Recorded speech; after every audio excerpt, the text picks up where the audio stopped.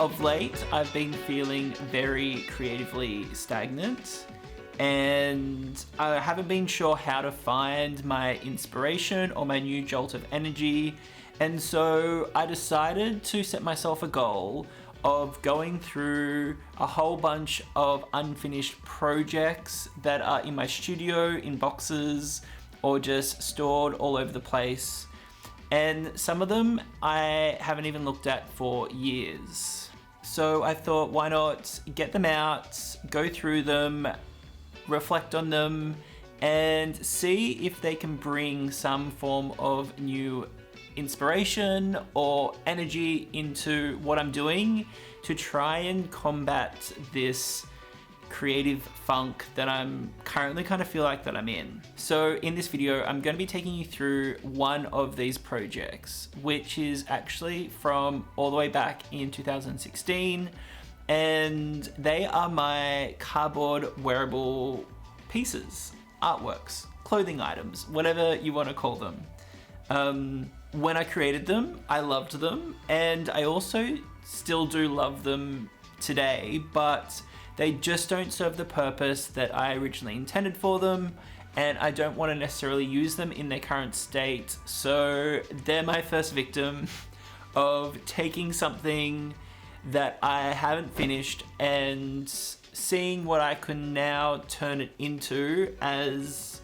a new project in 2024. I've decided I want to trial maybe doing some shorter form videos and not giving you one big dump of a video once a month, and instead do a few smaller videos or shorter videos throughout the month so it can be bite-sized. I'm going to show you all the pieces that I made, sort of the story behind them all, the learnings that I got from making them, and the changes that I made at each stage of the process to better the design. I'm also going to be talking about how I approached getting the pieces on people and like on musicians to perform on stage, and sort of how I navigate that idea of collaborating with other creatives. So this is part one. Enjoy.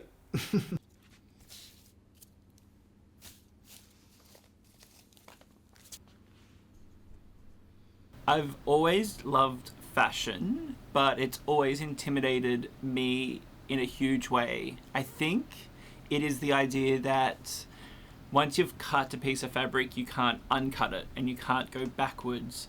And that always scared me because I also find it extremely expensive, and I just don't have that excess cash to take risks with garments and experiment. So I've always had this love of fashion but not known how I could bring that into my arts practice.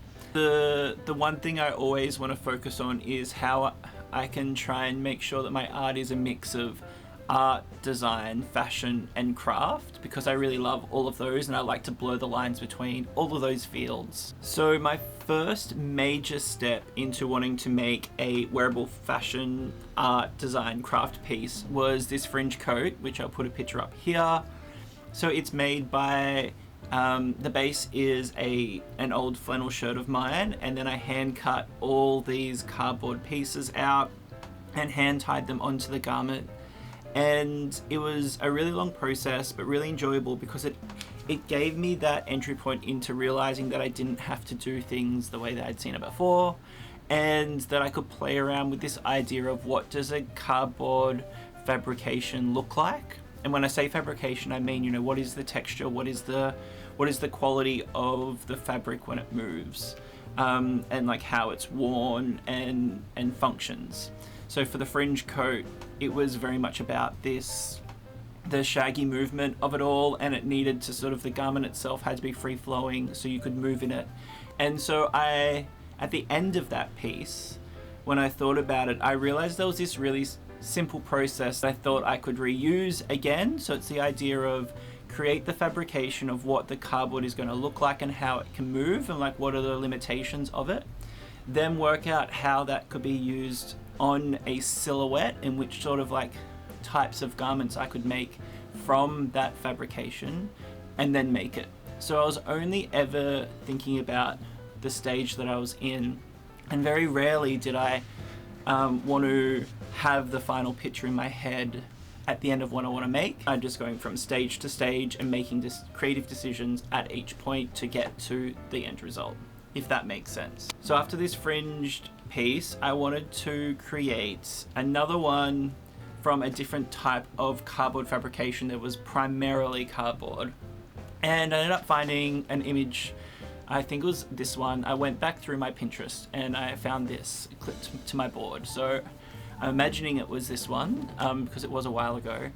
And this kind of approach seemed achievable for me. I knew that I could potentially just like sub out whatever the little chain link circles were and make them cardboard. So the first chain link piece that I made is this one, which is still surviving.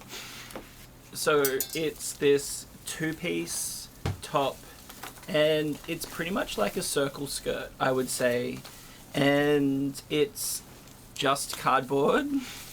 This looks like it's all my old fruit boxes and recycling that I cut by hand. For some reason, I thought it was a great idea to draw all of these eyes on it individually, which is wild to think about. I mean, I'd probably still do it now, but it was just very ambitious to start with. There's no varnish on it. I think maybe I could have hairsprayed it, I'm not too sure. And then it's all just twine that I've like tied in knots to piece it all together. And then there's like black twine for all the sort of straps that tie it onto the body, because I knew that that had to be a little bit more sturdy and the twine was a little bit more frayed and harder to make sure that it wouldn't fall apart. And then same for the skirt. It's just kind of like an overall loop that holds the skirt up on the body, so it drapes down the bottom, and then you just tie it with the 2 strings around your neck. Then the inside of it is pretty cool because it's all different pieces of cardboard, so I kind of like that it's reversible in a way, and that if I wanted to really showcase that it is made of cardboard, I think showing the reverse side would be a really good way of doing that and simple way of doing that. And then my illustrative style on the other side, which is cool. I reckon I probably spent easily a good 3 months making this of an evening, just like piecing it all together. And from here, so my goal was always to try and get people into these garments for photo shoots or on stage. And I did try a few times to email musicians, like local Sydney musicians, and ask them if they wanted to collaborate, but I very quickly realized that I had to show them pictures, because when I was writing an email of, would you like to wear my cardboard dress, it sounds pretty ridiculous. So I ended up having to do a photo shoot, which was one of my very first big learnings, is that within this kind of field, I feel like I need to show that I can make the work before getting the job, and I need to sort of be known. People need to know that I can do it before they hire me, especially early on in your career. I need to sort of show that it looks shit hot, basically, and that they're not going to look ridiculous in the piece. So I got together with some friends and I did a photo shoot, which went really well, and we took some videos, and it was almost like this mini lookbook of all of these cardboard pieces that I'd been making in 2016, it must have been, or 17. And it was really, really beneficial. I was able to do a call out to a few local musicians, and 2 of them got back to me, and actually we worked together, which was amazing. And one of them wore my pieces at a festival over New Year's.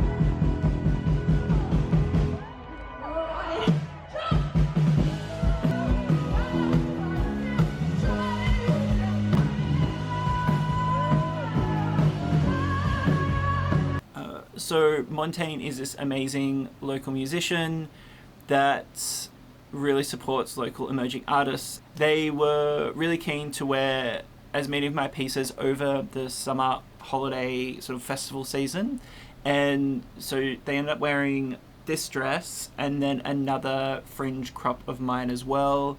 I got to dress them at the festival on the day, and being able to work with someone like that also really helped to create this validation within that circle as well. And once people had seen that I'd worked with someone, then it kind of gave them the comfortability to go, oh yeah, I could work with Jeff as well. So I'm like forever grateful for that part of the collaboration. I'm really happy with the way that the dress moved on stage. I had to go back through my old computer and find the footage because it wasn't on my phone and wasn't on my hard drive.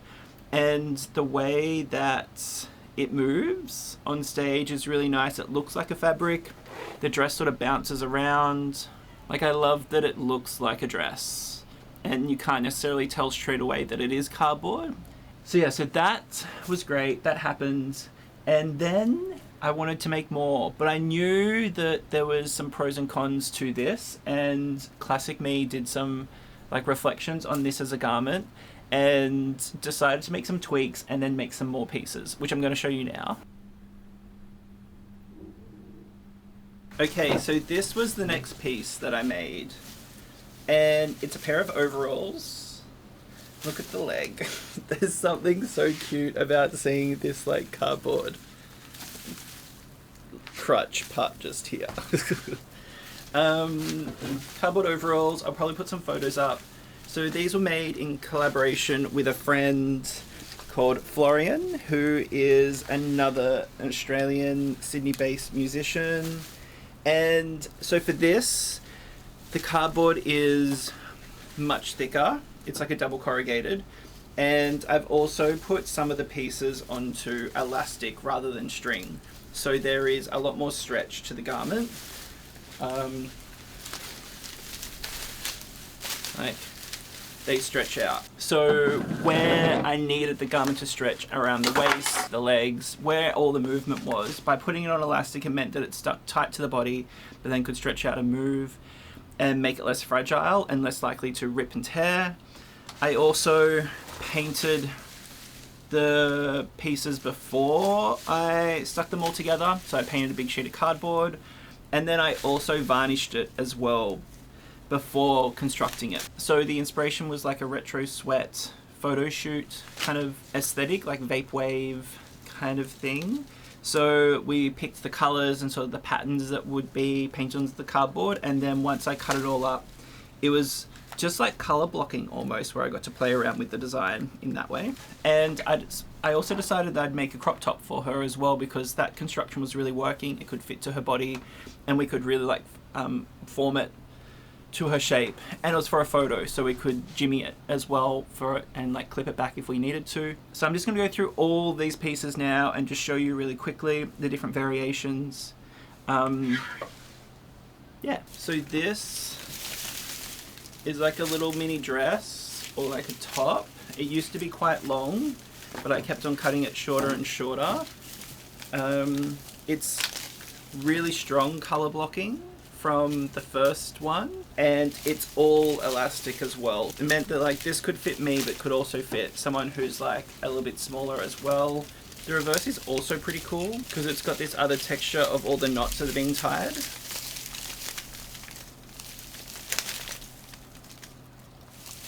And yeah, so this was another piece that was more in line with being like a dress. Then I made this,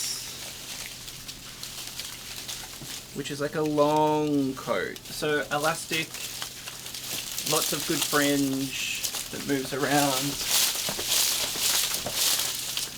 And the reverse is just plain cardboard. So I wanted to like revisit with the original one where I was focusing on having one side plain cardboard and the other side with a design. So this one is more of a neutral look. Which yeah, I thought this was pretty cool. Don't necessarily love the color blocking on the front, the black and white, but the back is pretty nice. Another one, oh, in the same similar sort of vibe, just a little bit more cropped.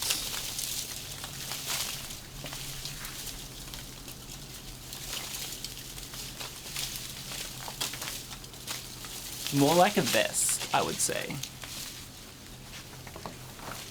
And then this one, which is like a little tube dress. This one was a big experimentation. So I wanted to play with more square panels than circle, just to see what vibe it gave off. It made it much more like rigid and stiff. And I also played around with the idea of leaving the elastic still on, because then it gave it another like shaggy texture, a little bit like a fur. It's a one shoulder top / dress. And then the painting technique, I did spray painting. So it's a lot more like street art feel. It's got these interesting little like extra flat bits. The way it's constructed is a lot more like layering. This one, I did some photos with a friend maybe like 6 months ago. I never got any photos of this or put it on anyone, so I really wanted to see what it looked like. And it's kind of fun. I kind of like it. It's not my like most favorite thing, but I'm glad I pushed it in this way, and it's a really good example of like where it could go. And then the final thing I wanted to explore, and this was just before lockdowns and when festivals was still a thing, and I was doing a music festival called Splendor in the Grass, doing a market stall there, and doing a lot of collaborations with a design duo called Spunky Bruiser, who I love. Love you guys. I wanted to make some crops, and so I made these crop tops as a way to see if I could move into like festival wear and sort of like isolated little pieces that people could wear with other more typical fashion. Where are they? So it's these, maybe I'll sit down again. So it's these little crop tops and bikinis that are primarily cardboard, and then I've made these little like denim hardware bits. I hate this ribbon, and I don't really like this as much as well anymore. I don't like the shape, but for what it was, I'm happy with it. Did a few different shapes. This one's a little bit more corset vibe, which is cool. A lot of time took to make them. None of them really sold.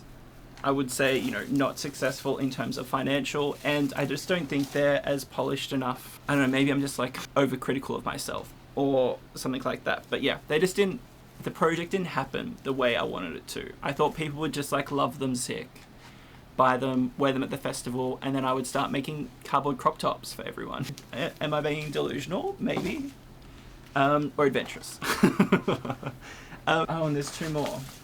There's this one. I think I prefer them as cardboard colouring when I'm looking at the shape, because then you can tell it's cardboard.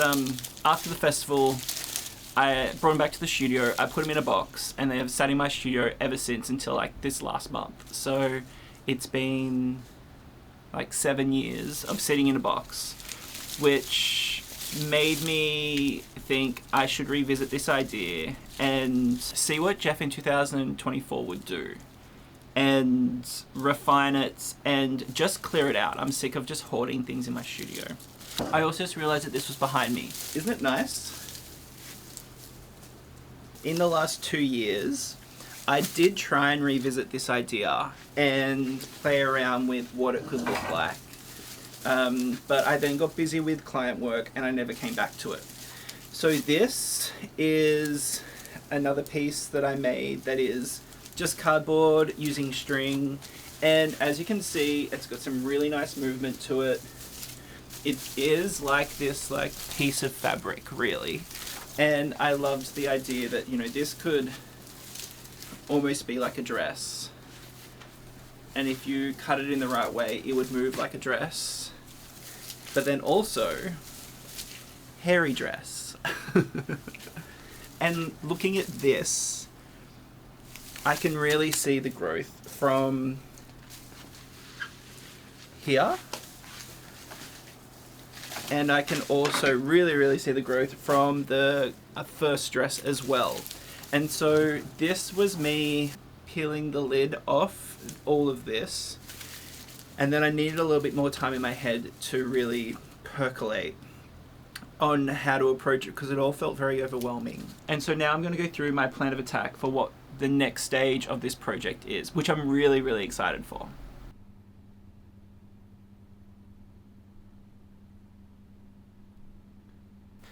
The first thing is I'm going to document all the pieces properly, but in like a really lo-fi way. So just take some photos. Obviously, I just showed a video of me showing them to all of you, and like that's documentation, but I just want to be able to have a photo of them all just on a body, really plain and simple. So I'm just like, I've got reference images there for the future. Number 2 is that I'm going to archive just some of the pieces. And when I say archive, I mean literally just put back in a box or hang on the shelf in my studio. And that's going to be the Montaigne dress, the original. And then also I'm just going to keep that pink, purple, red fabrication sample that I most recently did, because I think that shows sort of two ends of the spectrum. And I don't think I could pull apart that initial piece. It's too special. And the third step is that I'm going to repurpose everything else into a new artwork that is kind of completely different, I guess. I'm going to take everything apart and I'm going to use all the individual little medallions of cardboard to make this mesh curtain pattern that I can either hang in my place here, or I might even use it in my studio as a backdrop. And the reason that I'm not going to pull apart all of the chain link pieces and then like make a new 2024 version of it is that I just don't feel it's the right time to do it. And if I am going to make another piece that's wearable, I'm probably going to do it in collaboration with another like textiles artist or a stylist or like a fashion person, where the process is probably going to be a lot different. And so my aim is to just use the photos that I take, this video, and the samples that I will keep as sort of like the starting point to pitch the collaboration to someone. And if I did make another thing now, it's not really necessary because it's not what I'm going to want to use. And I don't want to have just another thing sitting on my wall again or putting in a box. That kind of defeats the purpose of what I'm doing right now. So yeah.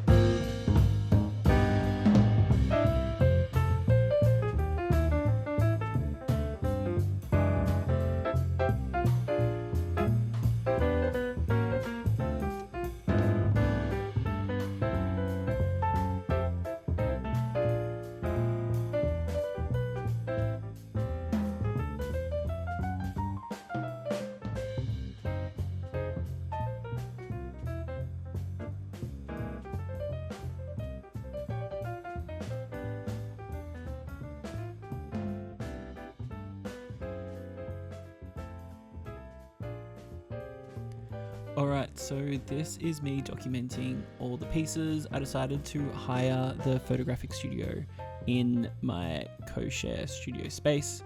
I just wanted a really blank background and I kept it simple. So yeah, just pulled out the tripods and thought it would be fine to just take some photos.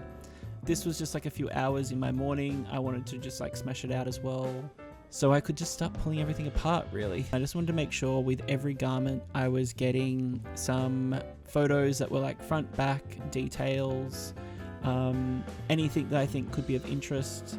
And then I got some video footage as well to sort of show if it had movement, and just showing the details and just sort of thinking about every single aspect of it. I put a few of the pieces on myself just to show the movement of them. And I think that is more than enough to show what they could be like, the potential of them, I guess. And yeah, that was my little photo shoot.